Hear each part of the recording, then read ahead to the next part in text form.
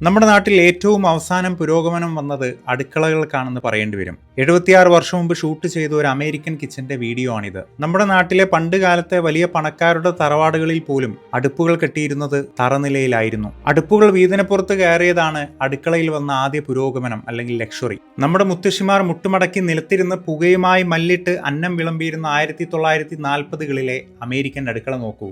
കിഴങ്ങുവർഗ്ഗങ്ങളും മറ്റും സൂക്ഷിക്കാൻ വാൾ മൗണ്ടഡായി ഘടിപ്പിച്ച വെജിറ്റബിൾ ബിന്നുകളും കത്തികൾ സൂക്ഷിക്കാൻ വേണ്ടി നെയ്ഫ് റാക്കുകളും കിച്ചൺ സിങ്കുമുള്ള അടുക്കളയിൽ എന്നെ ഏറ്റവും അധികം ആകർഷിച്ചത് കുക്കിങ്ങിനിടെയുള്ള അവശിഷ്ടങ്ങൾ ശേഖരിക്കാൻ വേണ്ടി ഉണ്ടാക്കിയിട്ടുള്ള ഗാർബേജ് ഹാച്ചാണ്. അടുക്കള ചുമരിന് പുറത്തായിട്ട് കൊടുത്ത ചെറിയ വിൻഡോ വഴി വേസ്റ്റ് ബിൻ എടുക്കാൻ സാധിക്കുന്ന രീതിയിലാണ് ഇതിന്റെ ഡിസൈൻ. പാചകം ചെയ്യുന്നതിന് വേണ്ടി ഇലക്ട്രിക് കുക്കിംഗ് റേഞ്ചുകളും അതിനു മുകളിലായി ചായപ്പൊടിയും പഞ്ചസാരയും ഭക്ഷ്യധാന്യങ്ങളും സൂക്ഷിക്കുന്നതിനുള്ള കിച്ചൺ സ്റ്റേപ്പിൾസ് ഡ്രോയറുകളും പാചക സമയം കൃത്യമാക്കുന്നതിനുള്ള ടൈമറുകളും പാത്രങ്ങൾ സൂക്ഷിക്കുന്ന ക്രോക്കറി ഡ്രോയറുകളും കാണാം.